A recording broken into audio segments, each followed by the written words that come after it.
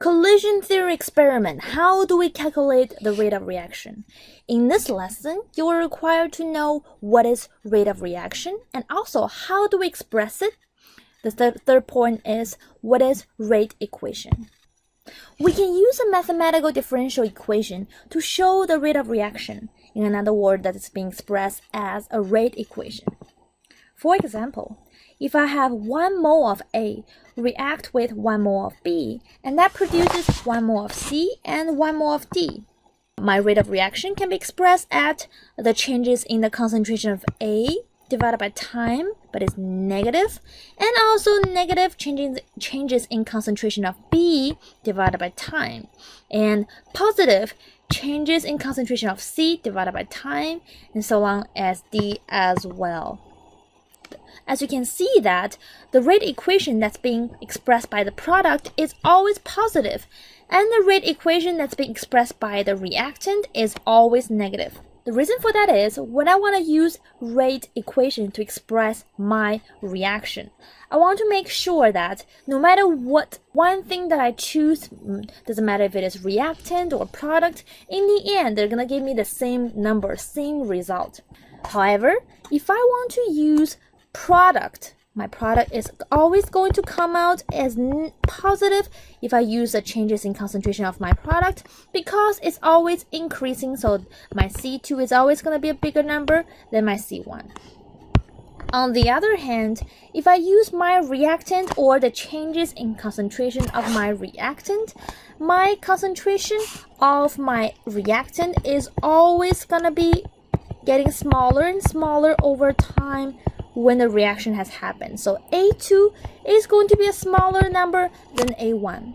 To make sure that these two different ways of expressing rate equation will reach to a same number, I need to put a negative sign right in front of the rate equation that has been expressed by my reactant.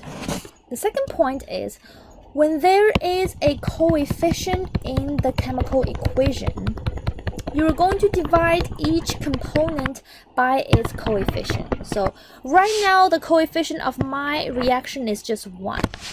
If I somehow have a reaction that is XA plus YB yields ZC plus WD, the rate of my reaction is going to look like. The reason for that is the same thing. I want to be able to use both my reactant and product, and no matter which one of the reactant and product that I choose, in the end I want all of them to reach to the same number value. It doesn't matter which one I use to represent my rate of reaction. Here's one example that I have.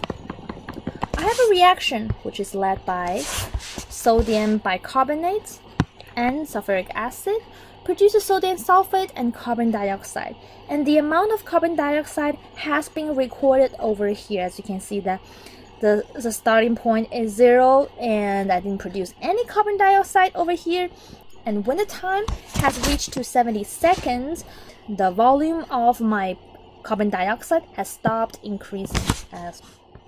First thing first, I need to write my word equation into a chemical equation. And as you can see that this is not balanced, and I need to balance it, which means that my carbon dioxide will have a 2 right in front of it as its coefficient. So let's see. I need to firstly express the rate of reaction led by carbon dioxide, because that's something that I have measured, which is the concentration of my carbon dioxide, the changes of my carbon dioxide concentration, and time. Carbon dioxide is a product. I can just use a positive. Make sure the whole thing is divided by 2, or you can use another way to write it as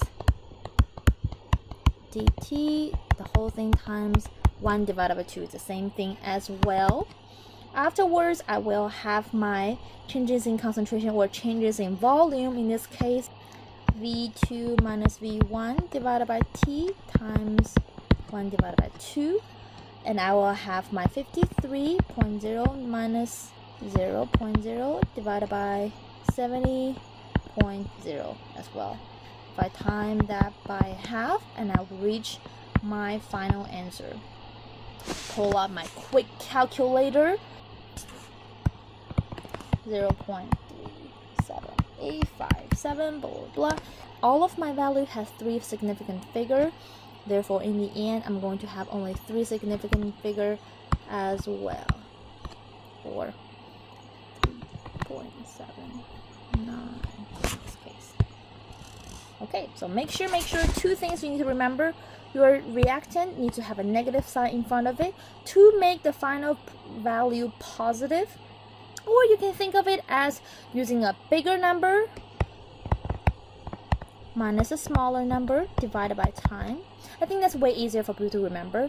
Applies to both of your reactant and your product. That's the first thing you need to know. Second thing, people often make a mistake is that they forgot to divide each component by its coefficient, which is expressed in your chemical equation as well. Learning check. See if you can complete this question by yourself. Which of the following are correct rate equation of the reaction between nitric acid and calcium carbonate? And the reaction has been expressed as following. And I have some options as well. Please pause the video and work it out yourself and see if your answer is correct. Okay, let's take a look at all of the answers. So for answer number 1, rate is 1 divided by 2 times the concentration of change in HNO3 divided by time. Since HNO3 is my is my reactant, I need to have a negative value right in front of it. So that's not correct. And for the second one, I can use concentration changes in carbon dioxide. There's no coefficient in front of it, so perfect. And it's a product as well, so I can use a positive sign. I don't need to add a negative sign. Third one is, since my calcium nitrate is a product, it has to be a positive sign, so this one is incorrect. Third one, there's no coefficient in front of my calcium carbonate. And the next one, I need to divide it instead of time it. Calcium carbonate, and this one is perfect as well. It's a product, there's no negative sign. And for the last question, it's a negative. 1 divided by 2 is negative because it's product, and divided by 2, which is a coefficient. Yes. So I have 1, 2, 3 correct answers. Now, let's take a look at how can we calculate the rate of reaction. Specifically, if you have been given a graph, someone has conducted all the experiment, they gather all the values, and they plot a beautiful graph for you. How do you know the rate of reaction? Through graphs. Specifically, through detailed values. We've talked about if I have a simple reaction, A plus B yields C plus D, and all the coefficient being 1, you can use the following rate of reaction. And if there's any coefficient right in front of each of your component, you need to divide every single one of them by its component accordingly. Now, this rate of reaction only expresses a specific rate of reaction that's called average rate, which means that you're looking at a time, which is a given time. That means from 0 to 5 seconds, or from 0 to 10 seconds, or sometimes from 15 seconds to 17.5 seconds. In a range of time, what's your rate of reaction? Sometimes we would like to know rate of reaction that happens in a specific moment. For example, how fast it is in the reaction at 0 seconds. How fast it is of the reaction at 17.5 seconds. My average rate is not able to give me such value because we kind of ignore what happens in between, and we're only taking a look at the beginning and the end reaction. Now we're going to take a look at something called instantaneous rate that's going to solve the problem for us. We're going to use something called limit to express my instantaneous rate. Now don't get too scared by the limit. It's actually very simple, a very simple mathematical way to figure out rate at a given moment. For example, I have a beautiful graph, and let's say the right dot over here is my rate of reaction. If I want to take a look at, and I have 2 seconds, 3 seconds. If I want to take a look at the reaction that has happened at 3 seconds, what I need to do is to draw a tangent at that given point. So if I want to look at 3 seconds and to look up, okay, find out the point, where is the rate of reaction point, and then draw a tangent. The slope of this tangent is my instantaneous rate. Sometimes we would like to know what happens at the very beginning of the reaction. When you just started the reaction, what happened? So this is something called initial rate. I'm pretty sure some of you have heard of it as well, which is an instantaneous rate at the very beginning of the reaction. Here is a beautiful graph that shows us both the instantaneous rate of at 0 seconds, which is initial rate, and also the instantaneous rate at 50 seconds as well. All of the value at the bottom is in terms of second for my time. So first thing first, make sure you need to draw a tangent at 0 second and draw another tangent at my 50 seconds as well.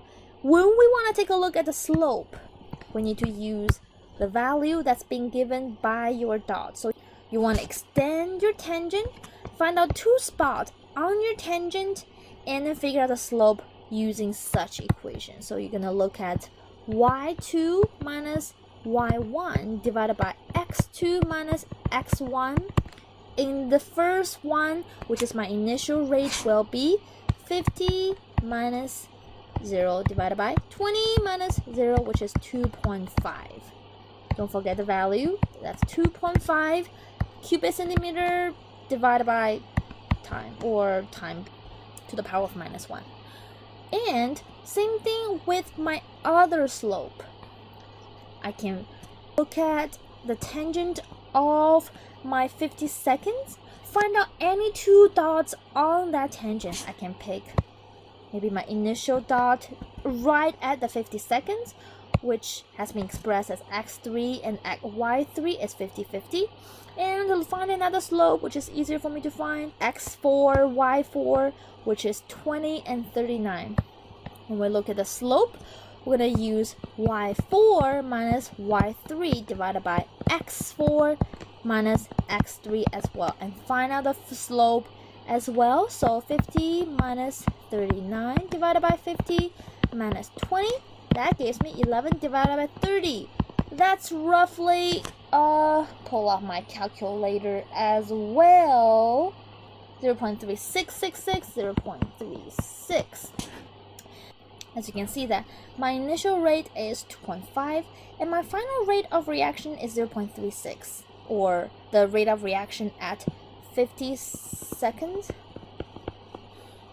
That means my reaction has been going slower. Why is that?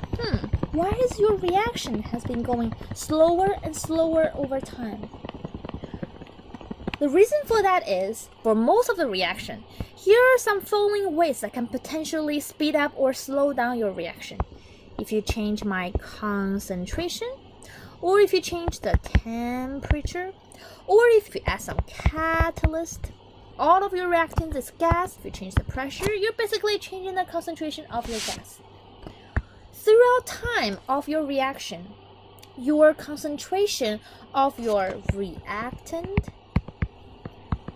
is slowly decreasing. Therefore, the rate of a reaction is slowly decreasing as well. So that is why during the course of your reaction, your rate of reaction is going to be slower and slower and slower in the end.